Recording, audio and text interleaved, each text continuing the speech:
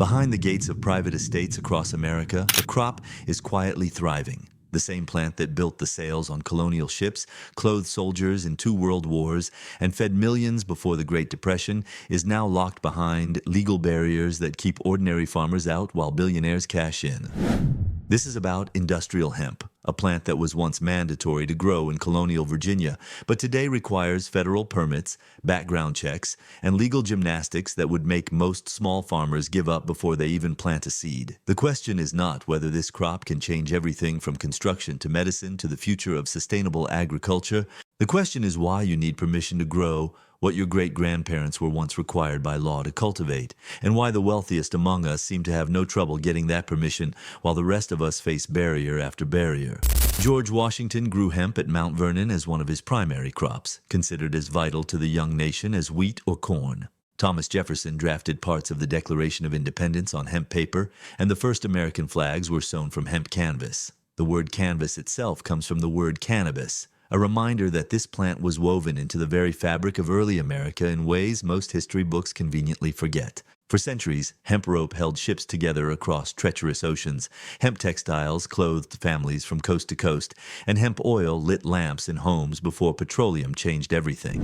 In 1619, the Virginia Company required every landowner in Jamestown to grow hemp specifically to support England's insatiable need for rope and sail material. This was not a polite suggestion or a recommended practice. This was law, backed by the colonial government and enforced with real penalties for those who refused. The plant was so essential to maritime commerce and the colonial economy that entire regional economies depended on its successful cultivation. By the 1700s, hemp production had spread throughout the American colonies, with Kentucky emerging as a major cultivation center that would continue its dominance well into the 19th century. During the Civil War, both Union and Confederate forces relied heavily on hemp for uniforms, tents, and rope that kept their armies functioning. The U.S. Department of Agriculture actively promoted hemp farming through the early 20th century, publishing detailed bulletins with cultivation techniques and market information specifically designed to help American farmers succeed. Then, almost overnight, the same government that had championed this crop for 300 years declared it a dangerous substance worthy of complete prohibition. The Marijuana Tax Act of 1937 is often remembered in history books as a straightforward response to rising drug use, but the real story runs much deeper into the wallets and boardrooms of the most powerful men in America. William Randolph Hearst, the legendary newspaper mogul, had heavily invested in timber operations to produce wood pulp for his vast publishing empire. DuPont had recently developed synthetic fibers and plastics derived from petroleum, creating a direct competitive threat to traditional hemp products that had dominated the market for generations. The company held valuable patents for chemical processes that would become exponentially more profitable if natural fiber alternatives like hemp were systematically removed from the American market. Harry Anslinger, who served as the first commissioner of the Federal Bureau of Narcotics from 1930 to 1962, became the very public face of cannabis prohibition. His testimony before Congress relied heavily on sensationalized stories and explicit racial stereotypes, claiming that marijuana use led directly to violence and insanity. Hearst's newspapers amplified these inflammatory claims through a sustained yellow journalism campaign that deliberately conflated industrial hemp with its psychoactive cousin, using loaded terms like killer weed and regularly publishing completely fabricated accounts of horrific crimes allegedly committed under the influence. The American Medical Association strongly opposed the Tax Act, with their legislative counsel testifying before Congress that the bill had been prepared in secret without any proper consultation with medical experts who had decades of practical experience with cannabis therapeutics. Physicians and pharmacists across the country had used cannabis-based medicines for decades to treat conditions ranging from chronic pain to epilepsy, and these legitimate medical preparations were officially listed in the U.S. Pharmacopoeia from 1850 until 1942. Despite this organized medical opposition and the complete lack of scientific evidence supporting the sensational claims of danger, the act passed through Congress, imposing punitive occupational taxes on hemp dealers, physicians prescribing cannabis, and anyone else involved in the production chain. The deliberately prohibitive nature of these taxes, combined with harsh criminal penalties for non-compliance, effectively ended commercial hemp farming across America. During World War II, the federal government briefly and dramatically reversed its course when foreign hemp supplies were suddenly cut off by Japanese military control of the Philippines. The U.S. Department of Agriculture quickly launched the Hemp for Victory campaign in 1942, actively encouraging American farmers to grow hemp for the war effort and even producing an educational film explaining proper cultivation techniques. The government distributed over 400,000 pounds of hemp seed to farmers across the Midwest, focusing on states with prior cultivation experience. American farmers responded enthusiastically, planting approximately 1 million acres of hemp between 1942 and 1945, with total production reaching its absolute peak in 1943. The harvested fiber was used for critical military supplies, including parachute webbing, rope for naval ships, and durable thread for military uniforms.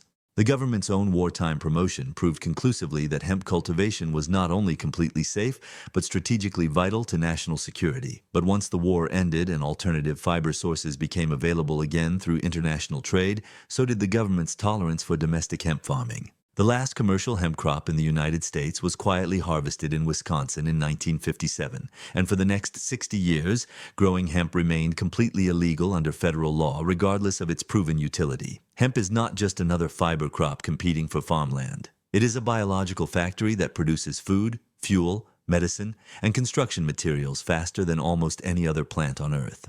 Along with bamboo, it ranks among the fastest-growing plants in the world, reaching full maturity in just 3 to 4 months depending on the specific purpose for which it is grown. Hemp cultivated for fiber production can reach impressive heights of up to 5 meters. The plant's extraordinary growth rate means that a single hectare of hemp can yield between 6 and 9 tons of dry fiber, producing 3 to 4 times more usable material per year than a comparable hectare of forest. The seeds, which contain approximately 30% oil by weight, are remarkably nutritionally dense, providing all 9 essential amino acids that the human body cannot produce on its own, along with significant amounts of omega-3 and omega-6 fatty acids in an optimal ratio for human health.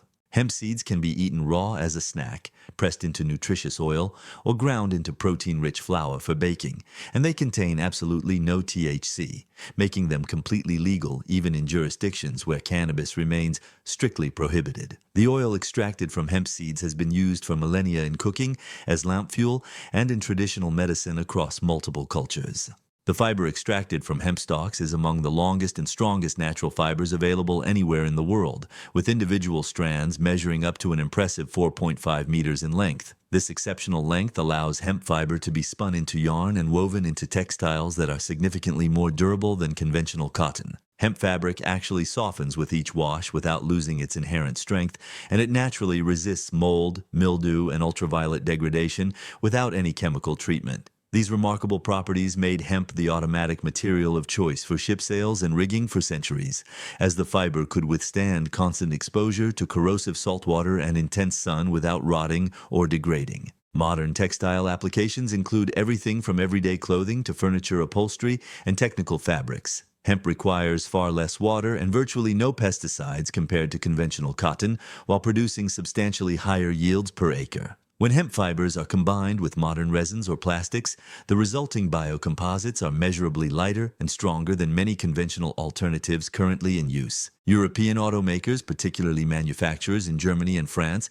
have been successfully incorporating hemp composites into vehicle interiors since the 1990s. These advanced materials are used for door panels, dashboards, trunk linings, and other interior components, offering significant weight savings that directly improve fuel efficiency, while maintaining or even exceeding required structural integrity standards. The woody core of the hemp stalk, technically known as the hurd or shiv, accounts for approximately 70% of the plant's total mass and has distinct applications separate from the outer fiber. Hemp hurds can be pulped to create paper that is lighter in color and more durable than conventional wood-based paper, with fibers that can be recycled significantly more times without degrading in quality. A comprehensive study published in 1998 found that paper made from hemp required substantially less chemical processing than wood pulp and could be produced with significantly lower overall environmental impact. When mixed with lime and water in specific proportions, hemp hurds create hempcrete, an innovative biocomposite building material that weighs approximately 1/7 as much as conventional concrete. Hempcrete provides excellent thermal and acoustic insulation and is naturally resistant to fire, mold, and pests without any chemical treatment. Unlike conventional concrete, which releases substantial carbon dioxide as it cures, hempcrete actually continues to absorb atmospheric carbon throughout its entire lifespan, potentially sequestering more carbon than was emitted during its production. Hemp's documented potential for environmental remediation has been validated in numerous peer-reviewed scientific studies.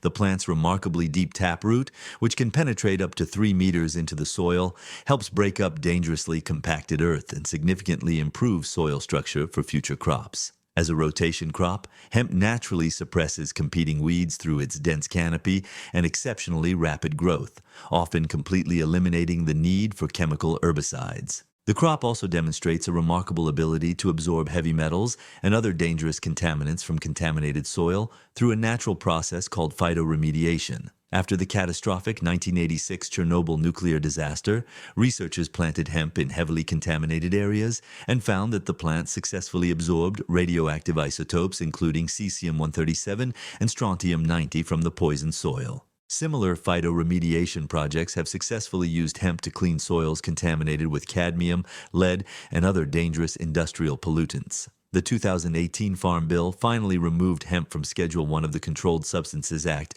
where it had been absurdly classified alongside heroin and LSD for decades. The bill officially defined hemp as cannabis, containing no more than 0.3% THC on a dry weight basis, distinguishing it legally from marijuana for the first time since 1937. This crucial legal distinction allowed hemp to be treated as a legitimate agricultural commodity rather than a dangerous controlled substance. The Farm Bill made hemp farmers eligible for federal agricultural programs, including crop insurance that had been completely unavailable for over 80 years. Individual states were given the authority to create their own specific regulatory frameworks for hemp production. By 2019, all but 3 states had either legalized hemp cultivation outright or were actively in the process of developing comprehensive regulatory programs. But legalization did not mean true freedom for ordinary farmers. The complex regulatory framework established an intricate system of licensing, testing, and compliance that effectively favors large-scale commercial operations over traditional small farmers. Every single hemp grower must obtain an official license from either their state agriculture department or directly from the USDA. The detailed licensing process requires comprehensive plans showing exactly where hemp will be grown, including precise GPS coordinates of every field or greenhouse. All applicants must submit to thorough criminal background checks, and anyone convicted of a felony drug offense within the previous 10 years is completely prohibited from obtaining any hemp license. Once licensed, growers must allow their crops to be inspected by state or federal authorities at any time, and they must arrange for expensive laboratory testing of every single harvest to verify that THC levels remain below the strict legal threshold. If any crop tests above 0.3% prepared in THC, secret, it must without be any completely proper destroyed at the consultation with farmer's medical expense, experts and who had repeated decades of violations can practical result in experience with permanent cannabis license therapeutics. revocation. The combined costs associated with licensing fees, testing requirements, and regulatory compliance can easily reach thousands of dollars before a single plant is even harvested. Hemp fiber requires highly specialized equipment for decortication, the industrial process of mechanically separating the valuable long fibers from the woody herds inside each stalk.